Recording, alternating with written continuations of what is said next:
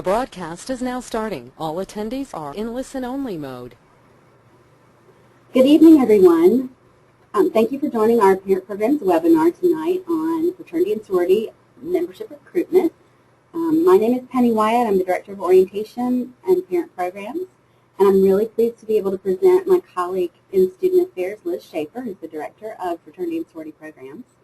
She will be conducting tonight's webinar, but before we start, I'd like to just review a couple of instructions and reminders. So the volume for the webinar is controlled by you. We'll be speaking on this end. If you need it to be louder, you can use your computer's controls to adjust that.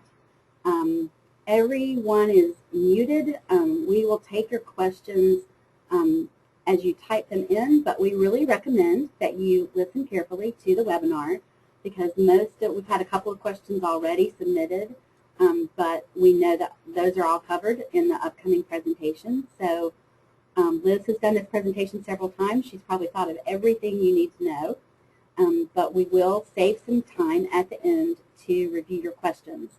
So you can submit your questions, and we'll be the only ones who can see those, so you can ask anything you'd like. And we will we'll state the question so that everybody knows that, and then she'll give the answer. If it turns out that there's anything that we just can't answer tonight, we will send an email update to everyone who registered for the webinar.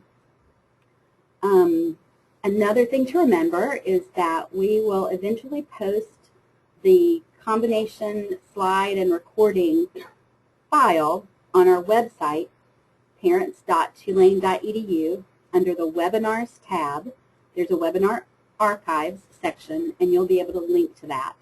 You may need to give us until perhaps Monday to get that posted, but it'll be there for you to refer back to. So you don't need to worry too much about taking down notes of the information because you'll be able to see all of this at that point.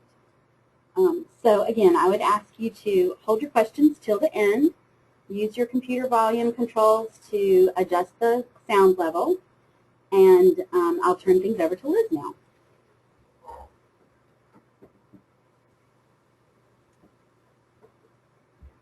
Thanks, Penny, and good evening, everyone. I just want to ask for your patience with me a little bit. My husband is at home with our 2-year-old and 8-year-old on homework, bath, and dinner duty, so there may be a point when I get a text or something, so if I get distracted, please forgive me for that. I really am excited to have the opportunity to speak with y'all tonight. I'm really passionate about the students and the organizations we work with, and I'm excited to introduce you to all that.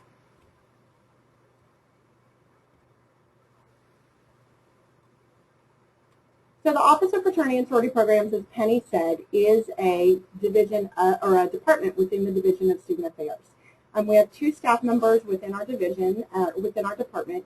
Our assistant director has been here just over 3 years, and I've been here just over 4 years. So as Penny said, we've been through lots of the questions that parents have. We are more than happy to talk with parents at any point. We deal with a lot of parents who are calling us without their students' knowledge. We are very adept at handling those types of situations. So at any point during the next couple of weeks, or if your son or daughter does decide to join one of our organizations in the coming months, you have questions, please, please, please do not hesitate to contact us.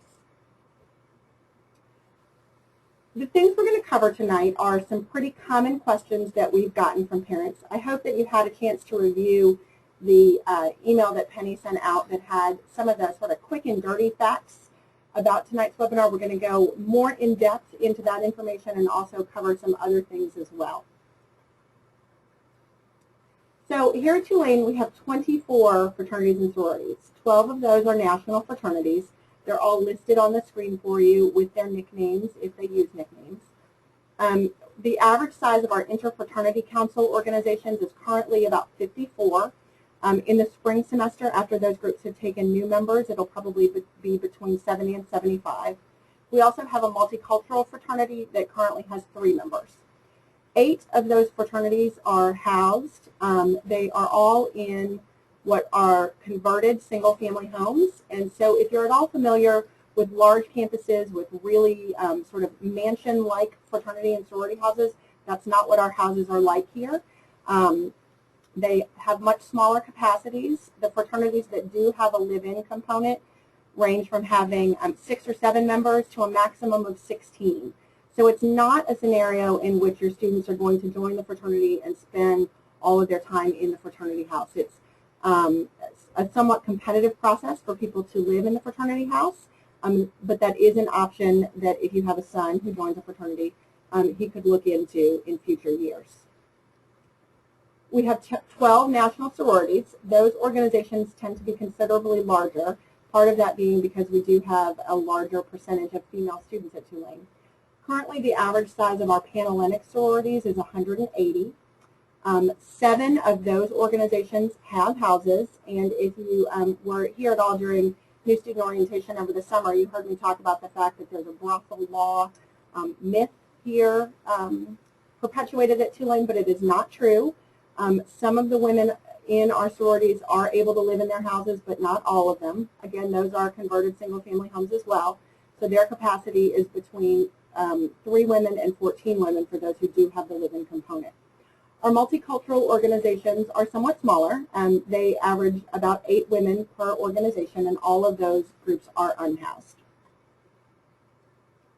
A lot of parents have questions about the time commitment that their son or daughter will be undertaking if they join a Greek organization. And like many organizations and degrees of it, or things that you can get involved with, we always say the level of involvement really depends upon how much you want to put into it, and sort of you get out of an organization what you put into it.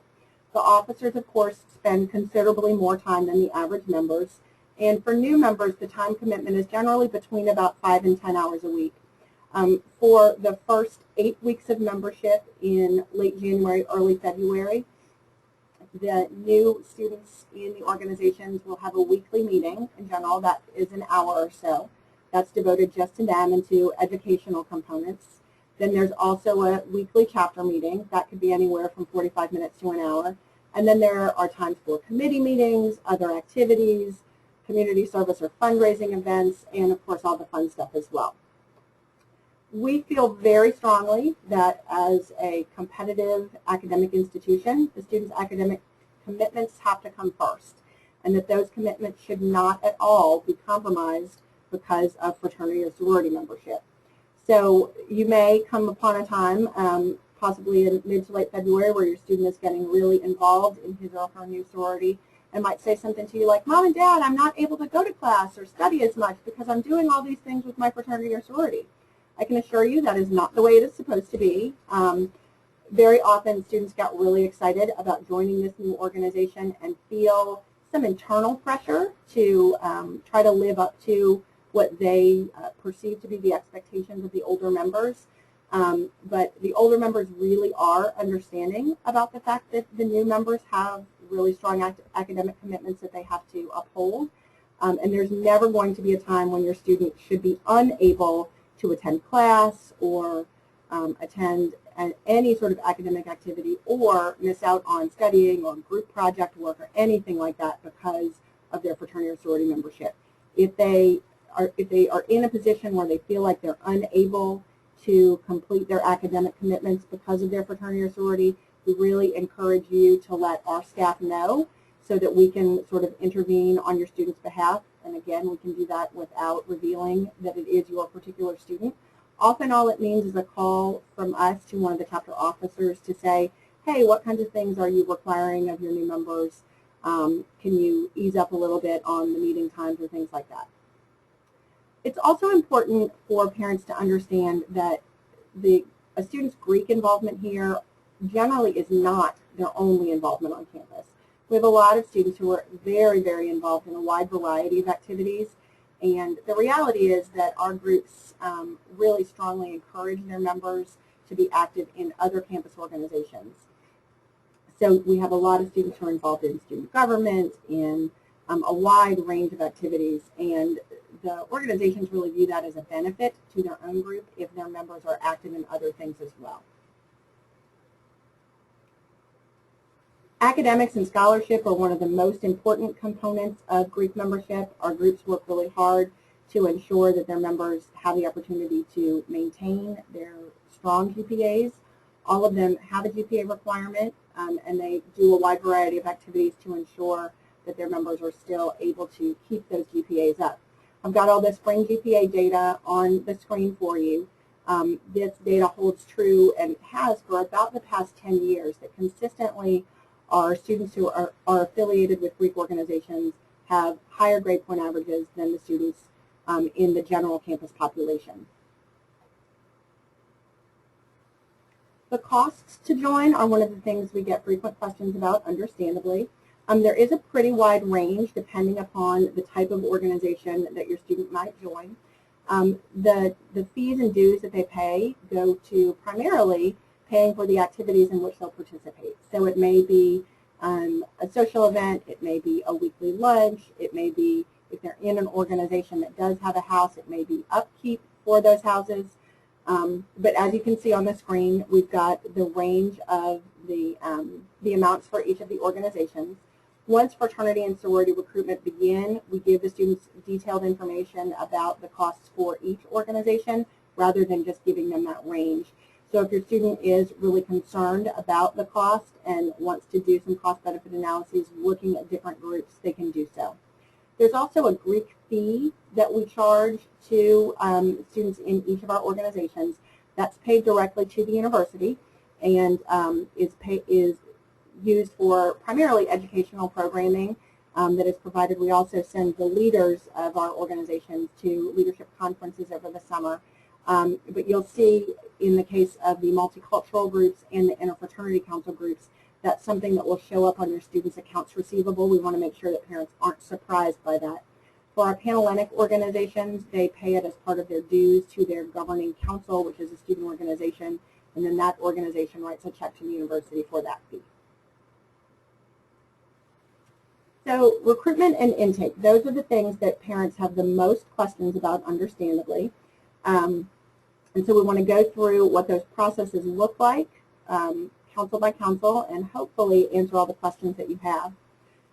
The most important things for you to know are, at this point, are about eligibility. So not surprisingly, all of the students need to be enrolled here at Tulane.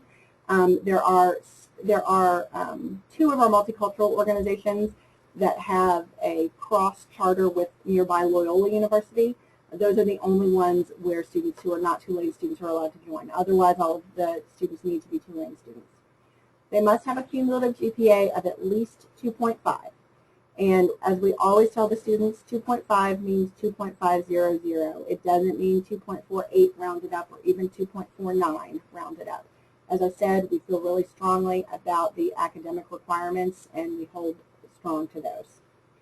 Students must be free of any pending disciplinary action against them, whether that's through the Office of Student Conduct or through the Dean's Office for Honor Board violations. We check all of those to ensure that the students are in good standing with the university before recruitment and intake begin. And they also must have earned at least 12 hours of college credit. Again, we can't drive this home enough. We really need to be sure that the students are ready academically to take on the time commitment of an organization before they join. To go into specifics about interfraternity council recruitment, throughout this fall semester, we encourage the students who are members of the fraternities to start doing some recruiting of the first-year students. We know that it's a bit unrealistic for the first-year students to just start back in January and decide which fraternity they want to join.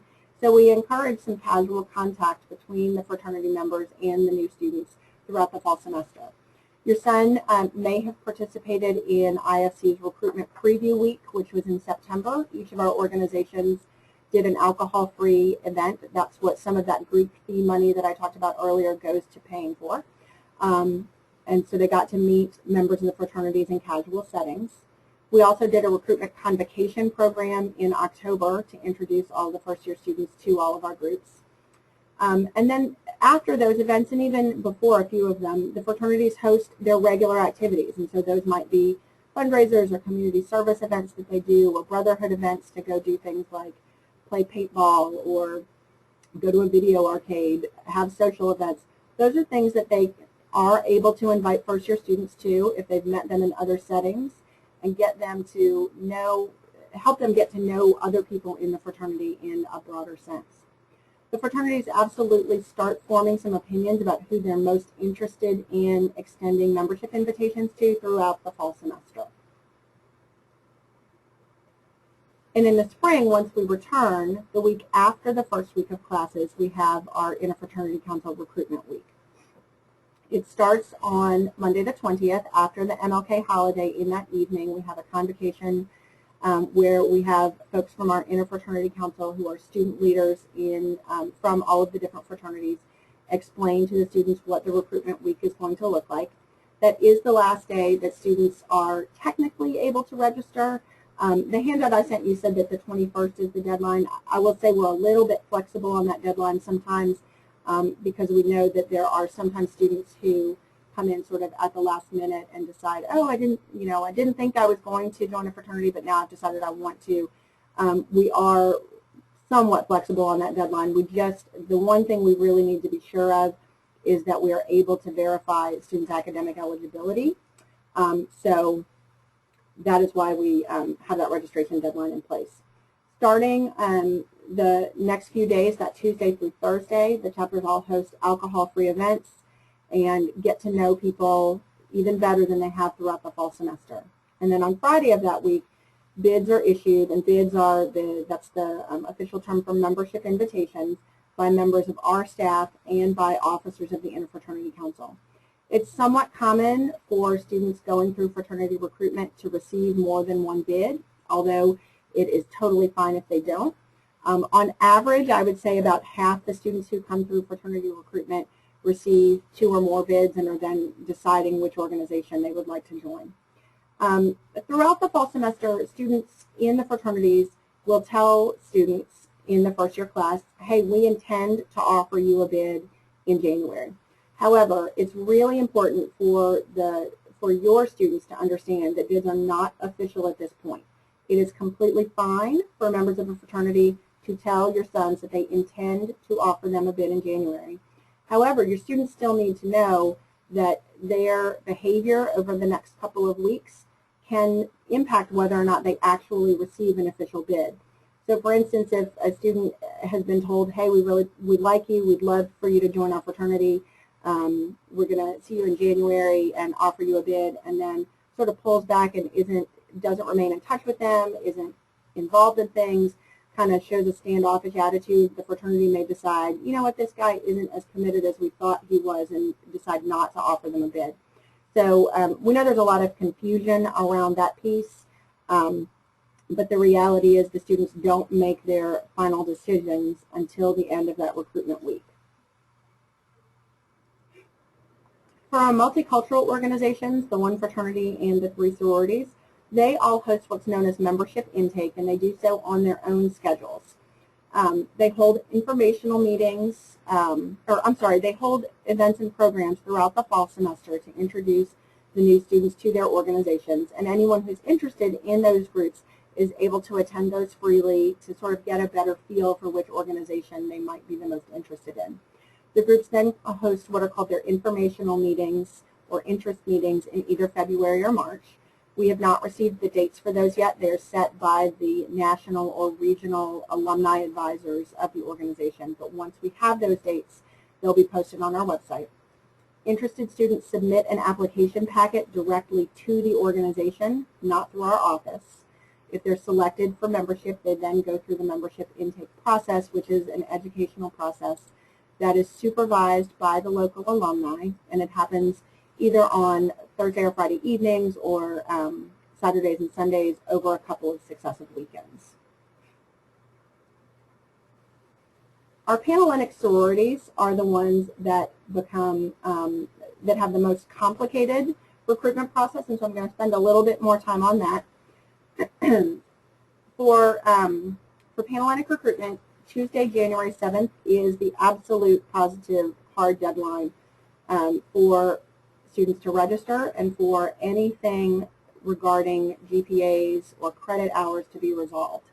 So if a student has been enrolled in 12 hours this semester, but for whatever reason takes an incomplete at the end of the fall semester and is unable to get that grade resolved until after January 7th so that she does not have 12 credit hours starting on January 8th. She would not be able to participate in recruitment.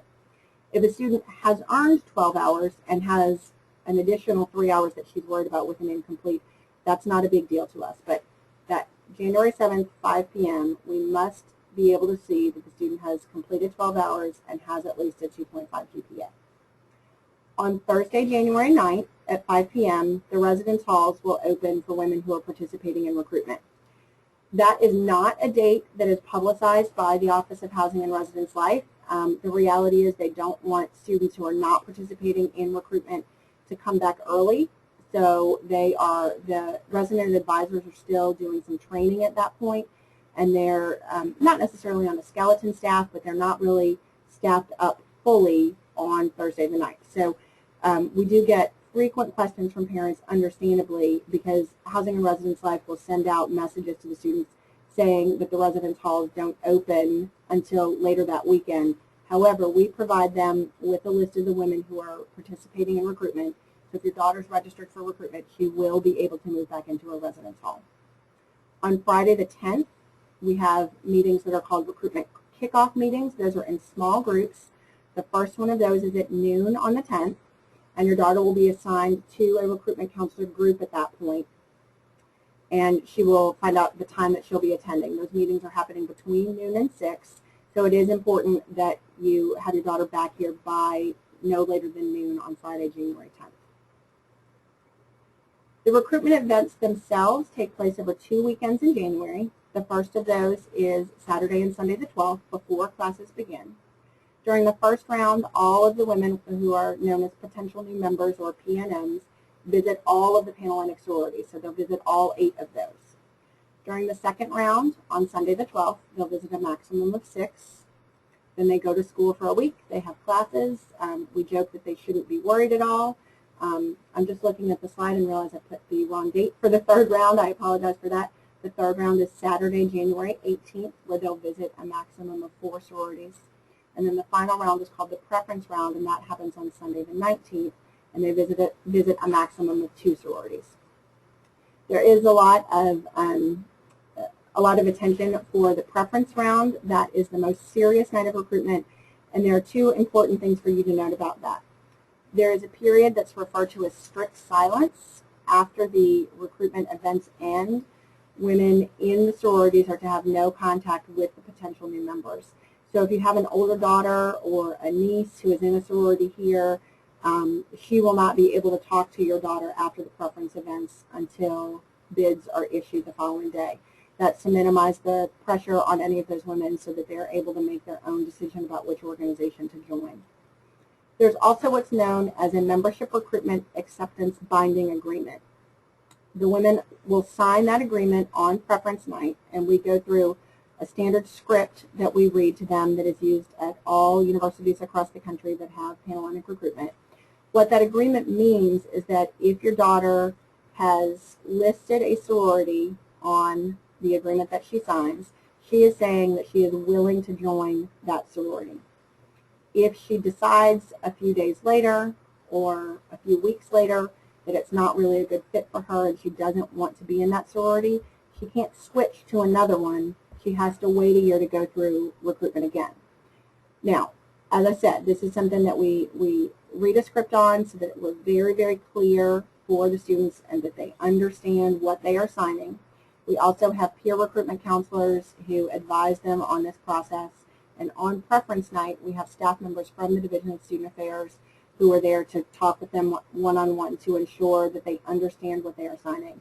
But it is fairly common every other year or so for us to deal with the parent of a young woman who has changed her mind about which group she wants to join, who doesn't understand why her daughter isn't able to switch, and it is because she has signed that binding agreement.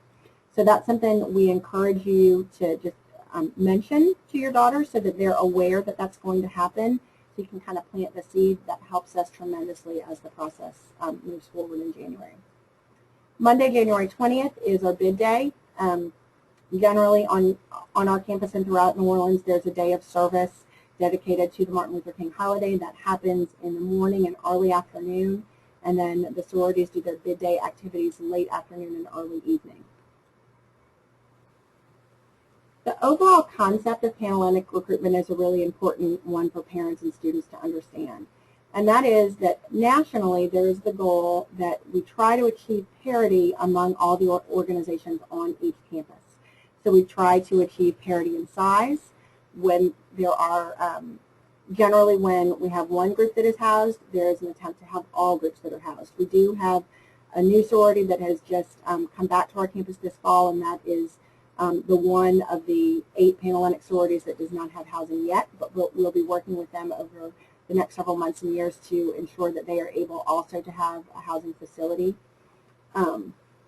Where this becomes important during recruitment is making sure that the students understand that all 8 of the Panhellenic sororities are viable options for them.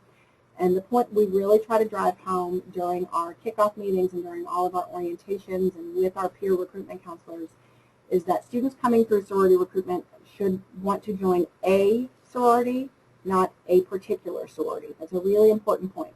If they come through recruitment saying, I want to be a member of XYZ, the likelihood of that working out for them is frankly not that high. So again, it really helps us and eventually will help you as well if you drive that point home with your daughter that, great, I understand that you've met a lot of really wonderful women in XYZ, but just remember to keep an open mind. That's the important thing that we want them to do. We know that they may have started to form perceptions about the different sororities and made friends in some of them and may have even come to Tulane having friends in those sororities, and that is perfectly understandable. We do just want to make sure that they are able to keep an open mind throughout the process and consider all of their options. The way recruitment itself actually works, the nitty-gritty nuts and bolts of it, is that after each day of events, so after that first round where they attend all 8 events, the potential new members rank each of the sororities in preferential order, saying these are the ones that I'm most interested in visiting again.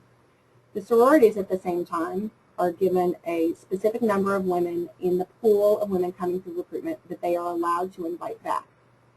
So essentially, they are also ranking the women who come through the process, which means that some potential new members won't be invited back to the groups that they perceive to be their first choices. Our staff processes the 2 invitation lists, the chapter's invitation lists and the PNM's ranking lists, and we produce an individual schedule for each woman for each round. So as I said, in that second round, they can attend a maximum of 6 events, but that word maximum is very important. It's pretty uncommon for women to have what we call a full schedule each round. So whereas on the first day they attend all 8 events, it's very common on the second round when they can attend a maximum of 6 for women to attend 2 or 3 or 4 or 5. They should not be at all discouraged if they don't have a full schedule. It's very abnormal for them to do so. One of the things we get lots of questions about from parents is helping to advise your student about which one he or she should join. And I think the most important concept that parents and students should be aware of is this concept of mutual selection. It's a term that's used nationally for all fraternities and sororities, and I think sometimes using the word mutual throws people off a little bit. What's key about it is that it doesn't mean that every potential new member gets to join the chapter of their dreams, or that every chapter gets every potential new member that they want. So regardless of the type of organization, it's very common for the fraternity or sorority to have their eye on certain first-year students who they're really interested in that don't have as much interest in them. And by the same token, it's very common for the first-year students to be really interested in some organizations and less so in others. What's key about the concept of mutual selection is that both the organization and the potential new member have to approve of the relationship. They both have to feel that it's a good fit. And sometimes that isn't the case. Sometimes we don't get to a point where there is a mutually selected relationship, and that's where it becomes really important that the students have kept an open mind along the way. If your son has his heart set on a particular fraternity and doesn't feel like he's making really strong connections with people in that group, we would advise that he look at some other options and meet people in some of the other organizations, just as we would with women in the sorority. So that part is really key. One of the other points that's really important for students to think about is how well the students here on campus are able to articulate the national values that their organizations stand for. All of our Greek organizations at some level stand for pretty much the same things. They all espouse the values of brotherhood and sisterhood and personal growth, of academic excellence, of commitment to the community, all of those things. But the way we articulate those values is a little bit different within each group. And the students in the organizations should be able to talk about how their chapter, quote unquote, lives their national values. Now, I will say that sometimes that's a little bit tough for students who are 18 to 22 to be able to speak about. Sometimes it puts them in they feel like they're a little bit on the spot. But your students should feel like they can ask, hey, I saw that, XYZ talks about a particular value as something that they really strongly hold. Can you tell me how your chapter does that? And the students should be able to answer it. So if they're not, that is maybe a sign that it's an organization that's not run as well as it could be. If their activities that they do on a regular basis aren't at all connected to the organization's values, that can be kind of a red flag. The other point that is really, really important is this idea of fit and your students' comfort level with people in the organizations.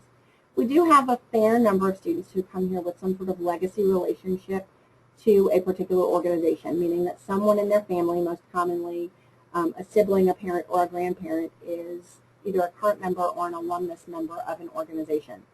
And we have a lot of students who get to the point where they're really torn between their legacy relationship and feeling like they want to follow in the footsteps of someone in their family versus another organization where they feel a stronger pull to the current members.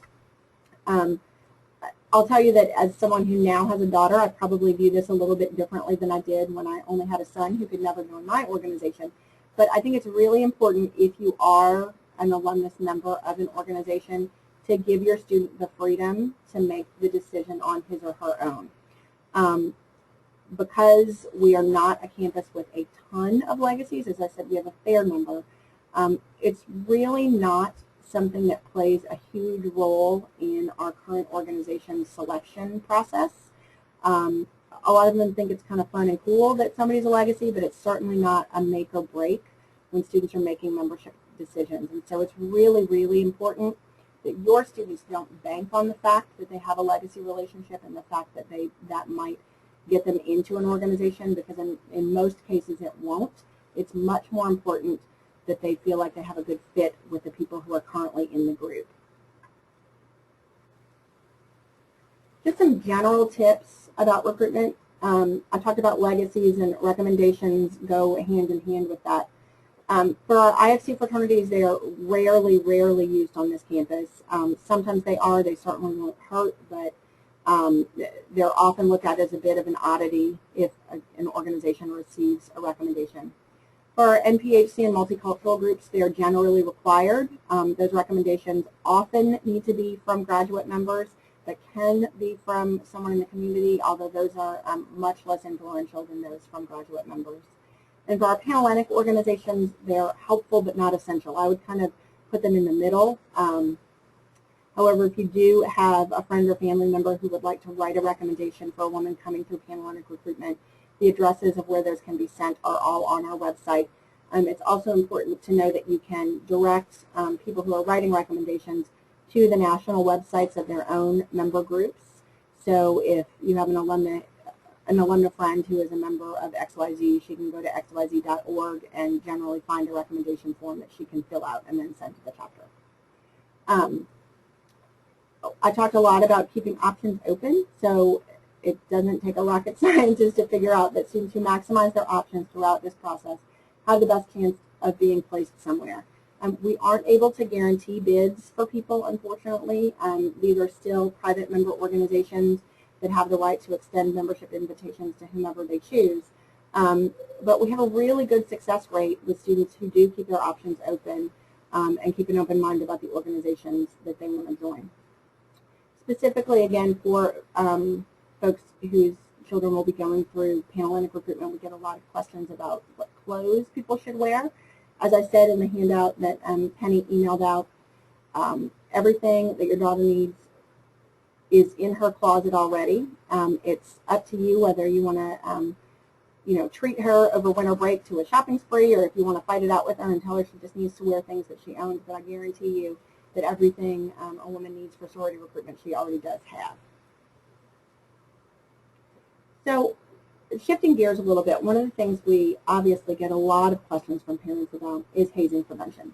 So if we fast forward a little bit and your student has decided to join one of our organizations, we want to be sure that you're really aware of what our hazing policies are, what hazing can look like sometimes on this campus, and what we do to prevent it and to address it when it does happen. I have up on the screen for you the technical definition of hazing from the Tulane Code of Student Conduct. The reality is the practical definition is the one that's a little bit easier for our students to understand.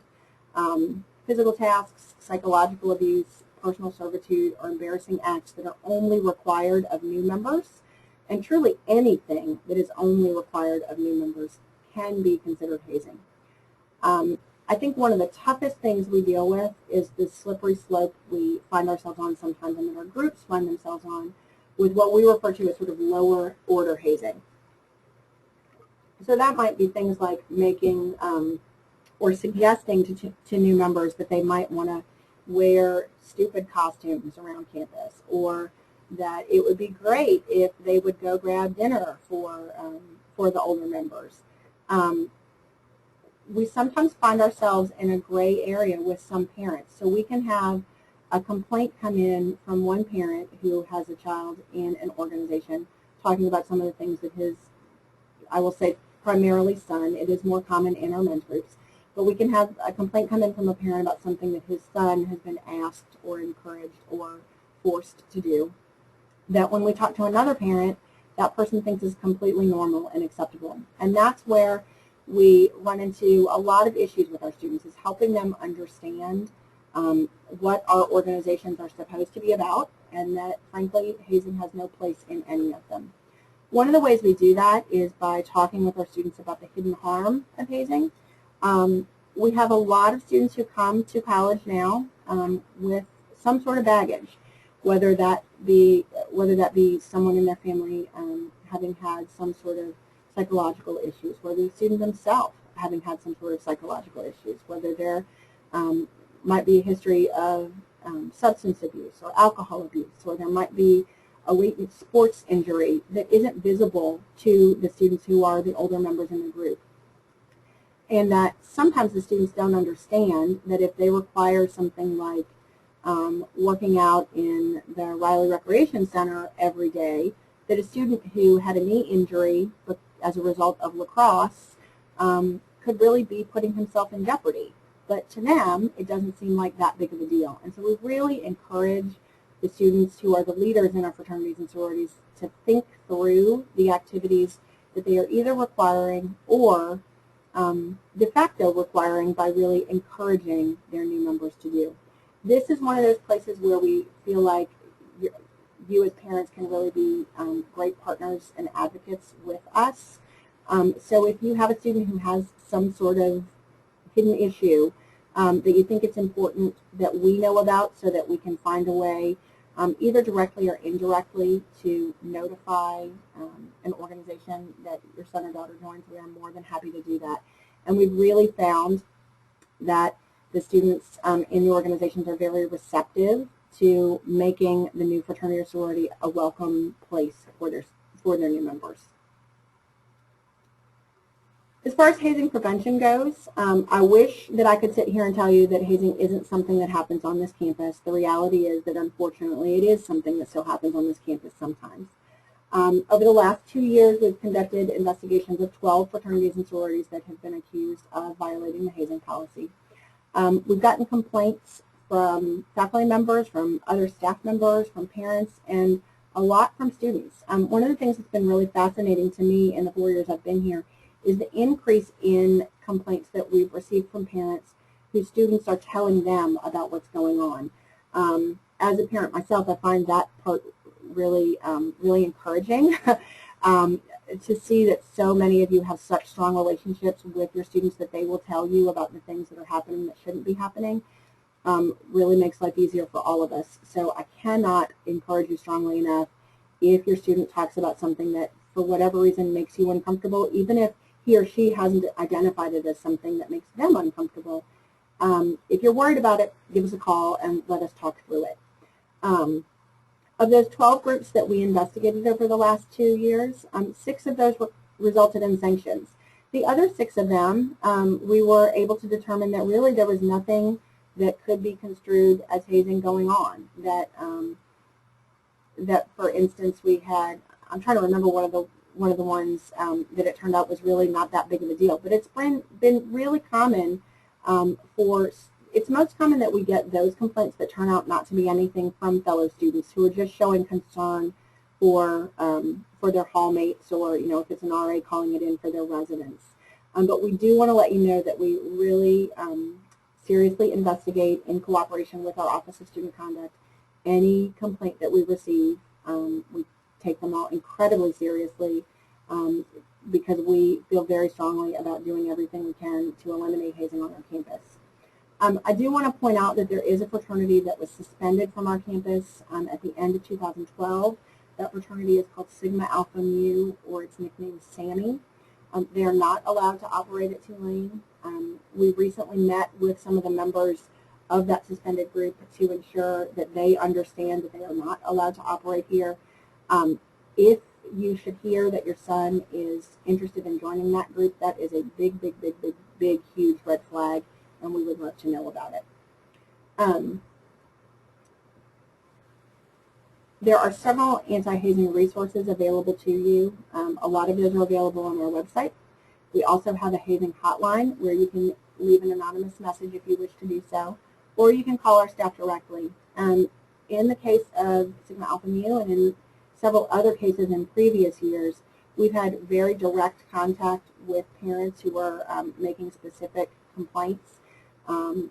Those complaints were then corroborated by other folks who were also making complaints, but we are very serious about keeping our sources confidential. When we're working with an organization that's been accused of hazing, we don't even tell them the type of person who has made that complaint. So we don't say it was a parent, it was a student, it was a faculty member. We say we received information from a credible source.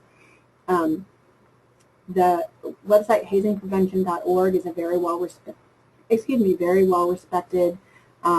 group that has a lot of anti-hazing resources available. And there's also a 24-hour hazing hotline that is manned by folks from several of our national organizations.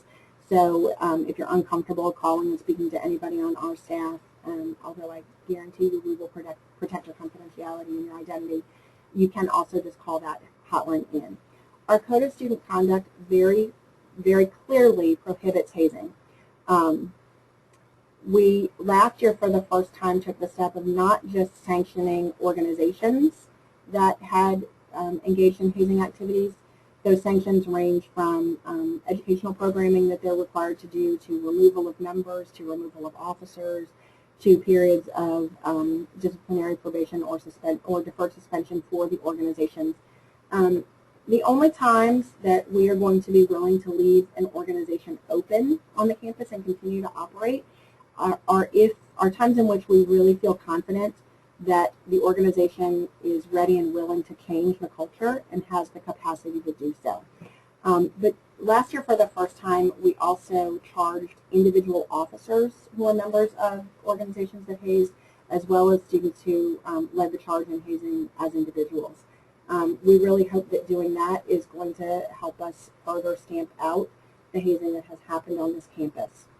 So just to answer a question that I saw pop up, is hazing prohibited? Yes, it is prohibited. Do we take it seriously when it happens? Absolutely. Do we deal with individuals and organizations that do it? Yes. The last thing I want to cover before we get to questions is just what if it doesn't work out? We do have students who start the process of recruitment or intake and decide it's not for them, even though they thought they were going to go Greek, or they don't get a bid, or they don't get a bid from the group that they want. And we know that that can create a really challenging time for students. A couple of things we want you as parents to be aware of. And the first of those is the perception of Greek membership on campus versus the reality of Greek membership on campus.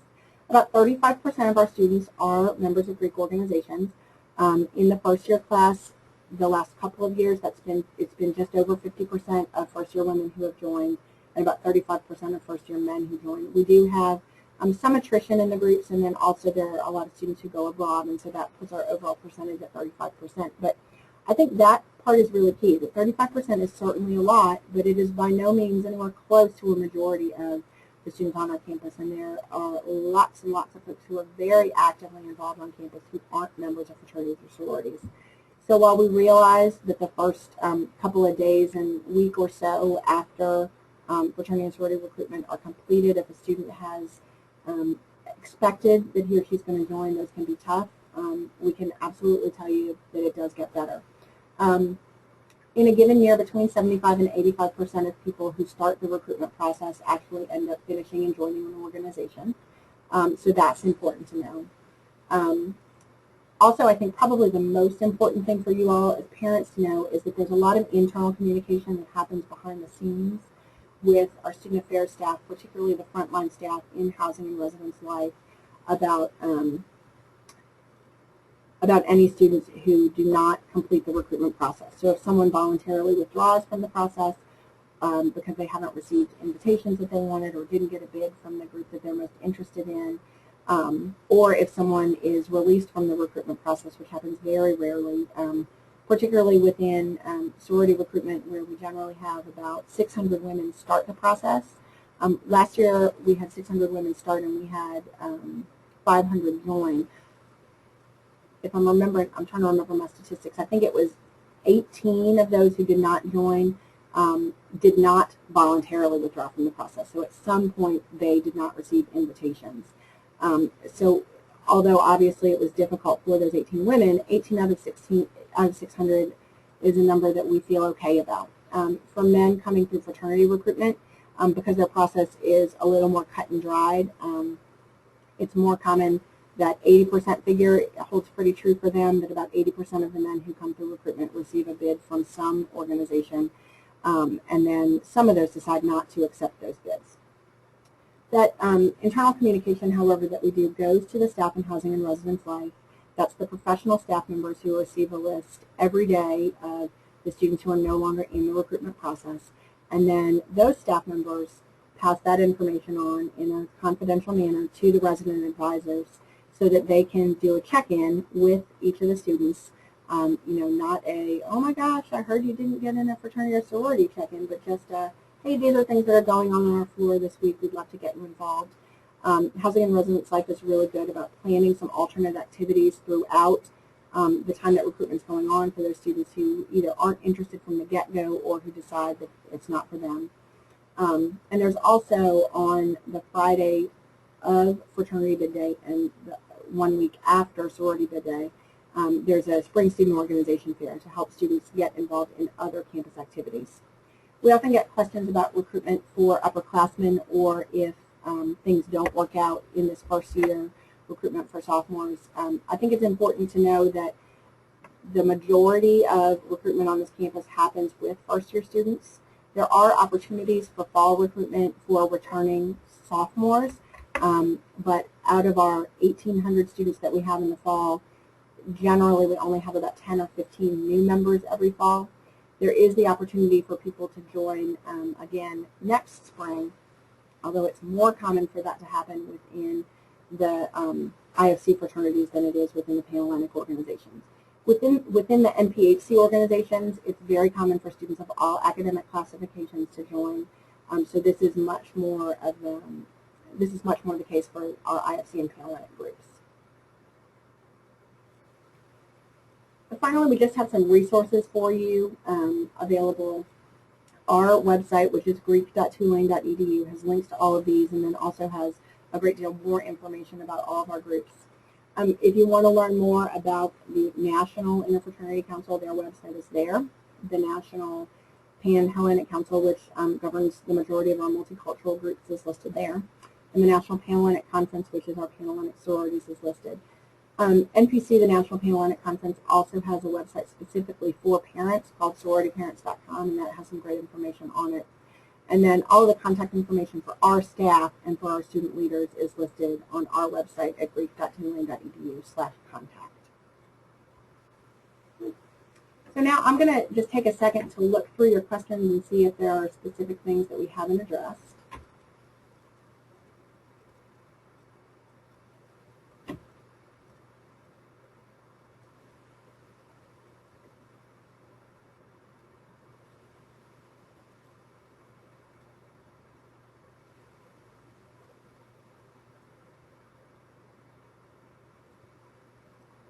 I have a question regarding Panhellenic recruitment. If a student's top choices sororities don't invite them back, can the student opt out of the process and receive their registration fee refunded? Yes, absolutely. We're happy to refund a registration fee, and at any point during the recruitment process, someone can decide they would like to withdraw. That's very easy to do and is somewhat common. A question is, Bruff open for meals starting with dinner on January 9th? I have to be honest, I don't remember when they're opening. They will absolutely be open starting on the 10th. I will double check that information and we'll post it on our website. Question, are legacies listed on the recruitment applications? Yes, the student has the opportunity when filling out their recruitment registration form for fraternities or sororities to list their legacy relationships. It is up to the student, however, to list that relationship. So the sororities in our office and the fraternities in our office will have no way of knowing if someone is a legacy if they don't list it themselves.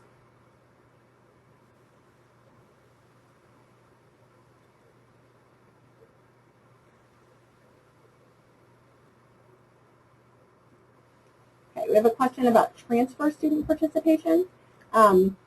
For both fraternities and sororities, that's pretty common. I think the most important thing for parents to know about a transfer student participating is that it's essential that your student work with the transfer counselor in academic advising to ensure that their transcript from their previous institution is sent to Tulane and is evaluated by Tulane as early as possible. We really need to be sure that we've got those 12 credit hours. The GPA is generally not an issue because most people wouldn't be able to transfer in here without a strong GPA, but it is important that that stuff get done early.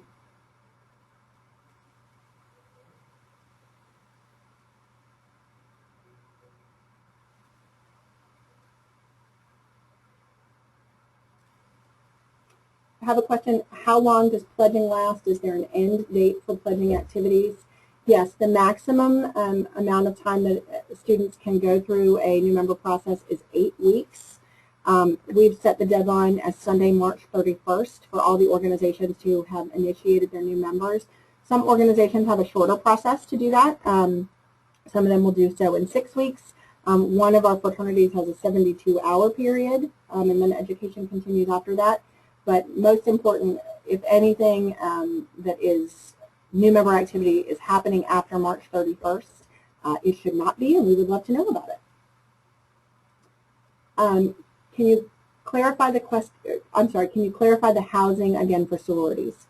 So for 7 of our Panhellenic sororities, they have a facility. All of those are owned by what are known as local housing corporations that are managed either by local alumni or by the national organization.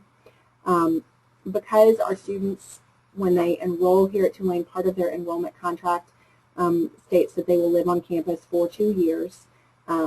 Students are not able to move into the sorority houses until their junior year. We do sometimes allow exemptions for second-year students to move into a sorority or fraternity house. However, they have to have at least a 3.25 GPA to do so. But again, because that live-in component is pretty small, of the 7 sorority houses, 3 of them have no live-in component. 3 of them have a small apartment live-in component, which houses either between 2 and 4 members, depending. And 1 of them currently has space for 14 members. The one that has space for 14 is currently leasing another fraternity house.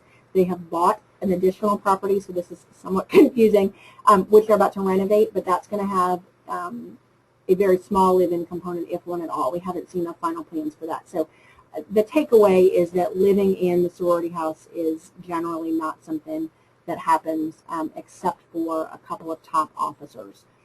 For the fraternity houses, again, it's between 7 and 16 members of who can live in those 8 fraternity houses that we have. And it's most common for it to be juniors and seniors, although we do get requests from sophomores, and they have to have attained at least a 3.25 GPA.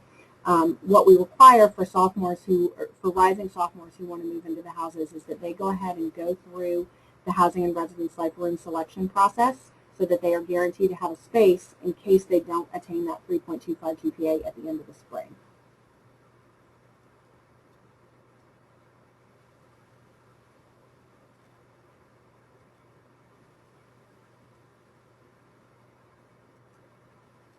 Okay, I have a question. I have 2 mom friends whose daughters attend different universities and went through Panhellenic recruitment.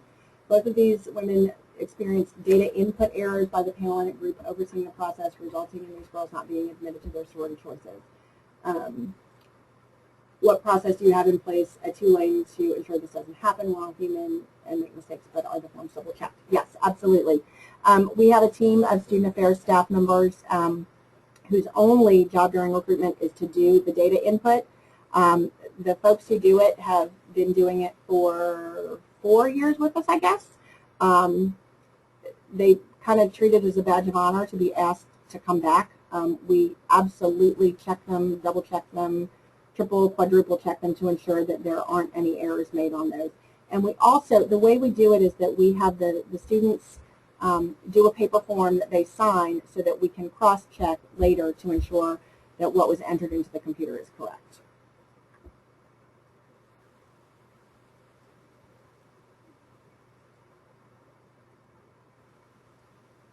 Okay, I'm just scrolling through the questions to make sure there's nothing that we haven't covered.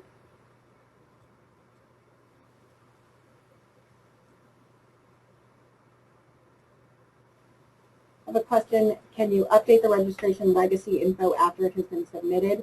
The easiest way to do that is just to email our staff. If you need to have legacy information updated, we're happy to do that.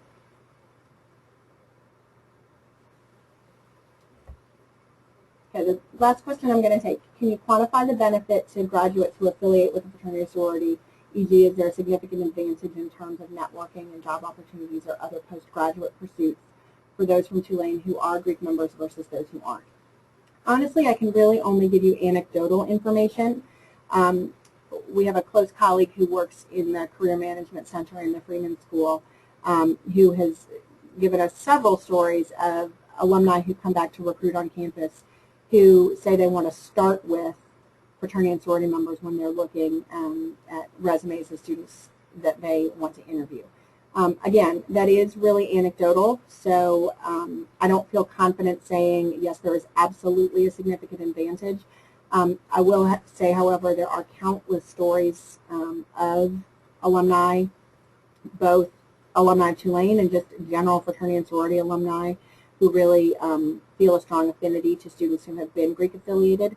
I think part of that comes from those alumni knowing the experience that the students have had and the fact that they have balanced quite a bit within their fraternity sorority membership, especially if the student has held an office. With the chapters at Tulane being as large as they are, the students really get a lot of applicable real-world experience that they can transfer to quite a number of professions. And so I think while we don't have hard data to show, yes, it will help you get a better job, there's absolutely a lot of good evidence to show that it can help. Thank you very much for tuning in. I'm going to turn it back over to Penny, and as I've said, if you have any further questions, please feel free to contact our Assistant Director, Julia, or me. Just so you do know, Julia is the primary advisor for the Panhellenic Council, so if you have sorority recruitment questions, you can direct those to her. I'm the primary contact for Interfraternity Council recruitment and for the multicultural organizations intake processes. Thank you. Hi everyone, it's Penny again. I just want to thank you again for attending the webinar. If you have any feedback about this webinar, please email me at parents tulane.edu. We'd love to have your comments about this webinar, and if you even have suggestions for other topics you'd like to see in the future, please offer those. I'll remind you that there's another webinar in January. It's the third week of January, and I apologize, I don't remember the exact date. I think it's January 22nd. That will be on off-campus housing resources. So if you are the parent of a sophomore or junior who's considering moving off-campus for next year and you'd like to hear about the resources we offer them for making that determination so that you can coach them through that, please join us for that one. You can register for that on our website. Just go to parents.tulane.edu, look for the tab that says webinars, and you can sign up. On that same page is where the webinars archive is, and so if you'll give us a few days, it might be until Monday or so, we will post a link to this combination video audio file of this webinar so that you can review it and have all that information. So again, just give us a couple of days and it'll be there for your reference. So thanks again, have a good evening, and thanks for participating.